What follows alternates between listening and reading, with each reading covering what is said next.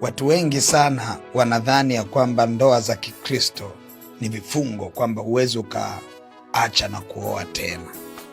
Nisikilize kwa makini. Biblia inasema hivi katika kitabu cha Mathayo sura ile ya 5 mstari wa 31. Imenenwa pia, mtu akimwacha mkewe na ampe hati ya talaka. Lakini mimi nawaambia, kila mtu amwachaye mkewe, isipokuwa kwa habari ya uasherati, amfanya kuwa mzinzi, na mtu akimwoa yule aliyemwacha azini.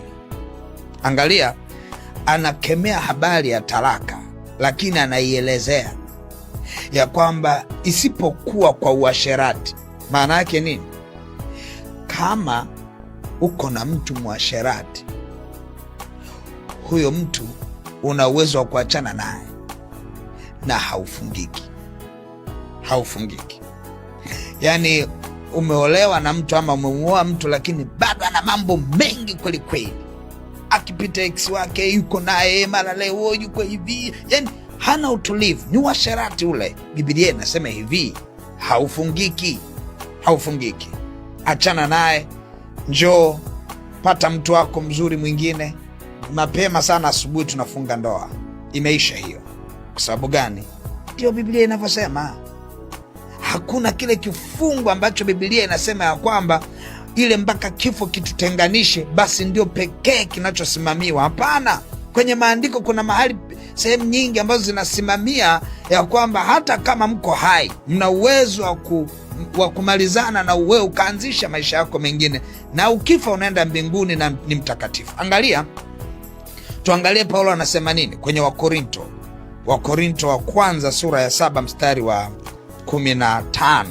Anasema hivi, lakini yule asiyeamini akiondoka na aondoke, hapo huyo ndugu mume au ndugu mke hafungiki. Yaani ishu za kiimani, mtu anakuja umeokoka na kuambia mimi sitaki wokovu wako kuanzia leo, kama vipi basi naondoka. Biblia inasema mwacha ondoke, uendelea kumshika Yesu wako, mwacha ondoke. Ukitaka kuolewa ama kuoa tena, hufungiki, unafunga ndoa vizuri kabisa, unaburuza shera lako kule na uko salama.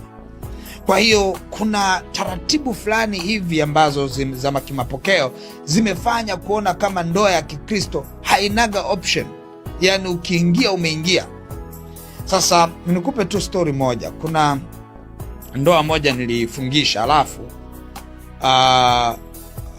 bibi kaondoka, kaenda huko Morogoro, kakaa muda mrefu, karudi na mtoto. Yani kwa mahesabu yote ya kisayansi na ya kiroho yanaonyesha kwamba yule mtoto, yani kwa muda walioachana na umri wa mtoto na muda walioachana, yule mtoto ametokea kwa baba mwingine. Unafanyaje? Ni vizuri, jibu ni jepesi sana. Unamwita, unaibreak hiyo ndoa, unafuata taratibu zote za utaratibu unaotakiwa kufuatwa. Mtu hafungiki, ana uwezo wa kuendelea na ndoa yake nyingine vizuri, na ni Mkristo. Kwa hiyo ile dhana ya kwamba ndoa ya Kikristo haina option si kweli.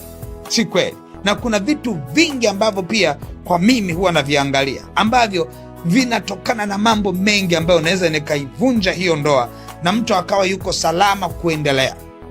Kwa hiyo kuna vitu vingi ambavyo ni vya kibiblia, sio vitu ambavyo Pastor Miamba anaamua. No, ni tafsiri sahihi ya Biblia. Mungu akubariki sana.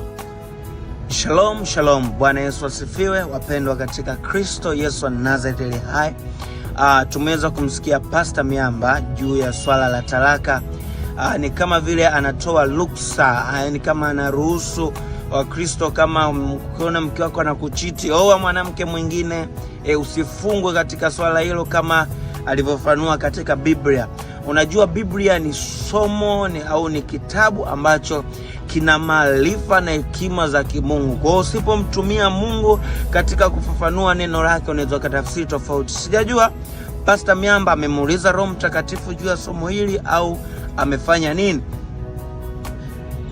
Mathayo 5 sura ya 32, na leo nataka nikufafanulie juu ya harusi, ndoa katika Ukristo, jinsi inavyokuwa, kumwacha mkeo, juu ya kuoa tena. Nataka watu waelewe juu ya swala hili, maana watu wengi nakutana na maswali mengi, na bahati nzuri leo Pastor Miamba ameweza kusema kwamba mtu anaweza kaoa kama ukiona mkeo umwelewi. Na sisi tutajiuliza, na wewe kama ueleweki uko mkeo naye anaruhusiwa kukoa, na wewe kama ueleweki mkeo anaruhusiwa kwenda kuolewa na mwanaume mwingine? Yote tutajibu. Sasa tunaanzia katika Mathayo 32 kama Pastor Miamba alivyosoma. Inasema hivi, Mathayo 5:32, lakini mimi naambia kila mtu amwachaye mkewe isipokuwa kwa sababu ya uasherati kumfanya azini, na mtu akimoa yule aachwa azini. Sasa nataka niwakumbushe kitu kimoja, kwamba wokovu ulianzia kwa Wayahudi. Kwa matendo ya wokovu, maisha yetu yote sisi yametoka katika mfumo wa maisha ya Kiyahudi. Sasa Wayahudi zamani, kabla hajaoa, Myahudi wa kiume kabla hajaoa anaposa. Pale anapoposa yule mwanamke anatakiwa awe bikra. Sikiliza, mwanamke anatakiwa awe bikra. Wanakaa kwa wazee, baraza linapita, mwanamke bikra nini, anajieleza kabisa, sijaingiliwa na mwanaume wa aina yoyote. Sasa baada ya hapo harusi inafanyika. Ikishafanyika, mwanaume akajua mwanamke sio bikra, manake mwanamke alifanya uasherati, ruksa kumpa taraka. Sidhani kama unanielewa. Nini maana uzinzi? Uzinzi maana yake ni tendo la ndoa ambalo linafanywa nje ya ndoa. Yaani kwa mfano mimi labda nimeoa, naenda kulala na mwanamke mwingine, maana yake ni nini? Mimi ninafanya uzinzi. Umeelewa? Mimi kama sijaoa, umeelewa, nikafanya mapenzi na mwanamke mwingine, maana ninafanya uasherati. Na neno kupitia Yesu Kristo linasema kwamba, lakini mimi naambia kila mtu amwachaye mkewe isipokuwa kwa sababu ya uasherati. Kwa sababu uasherati, kwa sababu gani? Mwanamke kama alidanganya kwamba hajaingiliwa, ina maana mwanamke amekushafanya uasherati. Kama mwanamke ashafanya uasherati, anaenda kukutana na mume. Kama mwanamke ashafanya uasherati, anaenda kukutana na mumewe wa ndoa, ruksa kumpa talaka. Tena wanatoa faini mpaka familia nzima. Ukisoma katika kitabu kile cha Luka au Mathayo au Marko, Biblia inasema Yusufu ilimlazimu amwache mkewe. Ina maana alikuwa amemchumbia. Kwa hiyo ndani ya kanuni za Kiyahudi, Yusufu aliona kwamba Mariamu amefanya uasherati, ndio maana amepata ujauzito, ilimbidi amwache kimya kimya pasipo kumzalilisha katika baraza. Lakini Roho Mtakatifu akamtokea kumwambia, hii ni mimba kwa uwezo wa Roho Mtakatifu. Ina maana tunajifunza nini basi? Kumbe sheria za ndoa za Kiyahudi zamani, na hili swali waliuliza Wayahudi. Sasa Wayahudi walimuuliza Yesu Kristo ili kupata uhalali wa kutoa talaka, lakini Yesu Kristo kwa mujibu wake anakataa uhalali wa kutoa talaka isipokuwa kwa uasherati. Sasa Yesu Kristo anatufundisha, na pia na sisi kanisa la Mungu linakuwa kama bibi harusi. Bibi harusi yuko tayari kwa ajili ya mumewe ambao nani? Ni Yesu Kristo. Ina maana kuna ndoa itafungwa kati ya Yesu Kristo na kanisa. Hii ndoa ni ya agano jipya ambayo Yesu alimwaga damu yake msalabani. Kwa sisi kama kanisa tunatakiwa tusichangamane. Yaani usitoe ubikra wako, usichangamane na yule tunasema, kwa sababu mtu mwenye dhambi anafananishwa na yule mwanamke mkuu wa makahaba. Yaani kama wewe ni mtenda dhambi unafananishwa na yule mwanamke mkuu wa makahaba. Nimemsahau tu jina, nadhani wasoma neno mnamjua. Yoyote ambaye ni Mkristo anafanya dhambi kinyume na mapenzi ya Mungu, yaani unafanya dhambi, unamkosea Mungu, umefananishwa na kahaba, yule mwanamke wa mataifa. Hujajitunza wewe, umfai Yesu Kristo, kwa sababu sio bikra. Ruksa kupewa talaka nini? Kutupwa jana. Sasa Biblia haisemi mwanamke kumpa talaka. Ngoja tuangalie maandiko tofauti. ambayo yanakataza mambo ya talaka. Na nimkumbushe Pastor Miamba na waumini wake kwa ujumla ni kwamba ukitaka kutafuta mke usitumie akili zako. Mshirikishe Mungu, na Mungu hajawahi kukosea. Mungu maneno yake ni kweli na amina. Ukweli upo ndani ya Mungu. Biblia inasema yaliyo ndani ya mwanadamu anayajua mwanadamu, yaliyo ndani ya Mungu anayajua Mungu. Kwa hiyo Mungu ukimshirikisha kwamba ninataka kuoa, Mungu atakupa mtu sahihi wa maisha yako. Usije baadaye ukasema huyu mke wangu anazini. Ulitumia akili zako. Pambana na hali yako. Sasa kama umeoa mke wako sasa anafanya uzinzi nje, ni wajibu wako kupiga goti kumlilia Mungu ambadilishe, sio kuoa. Kuoa sio solution. Yesu Kristo anakataa, na maandiko ya Biblia yana solution. Yesu Kristo anakataa, na maandiko ya Biblia yanakataa. Ukisoma katika Mathayo 19 mstari wa 4 hadi wa 6, Biblia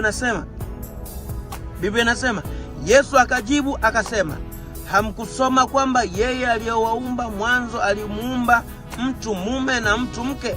Akasema, kwa hiyo mtu atamwacha baba yake na mama yake, ataambatana na mke wake, nao wawili watakuwa mwili mmoja.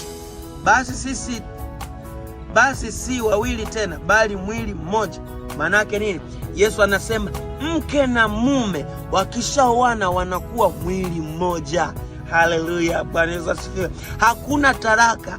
Kijana ambaye hujaoa, mshirikishe Mungu kwanza katika swala lako, akuchagulie mke mwema ambaye unaendana naye. Hakika hautoona haja kutoa talaka.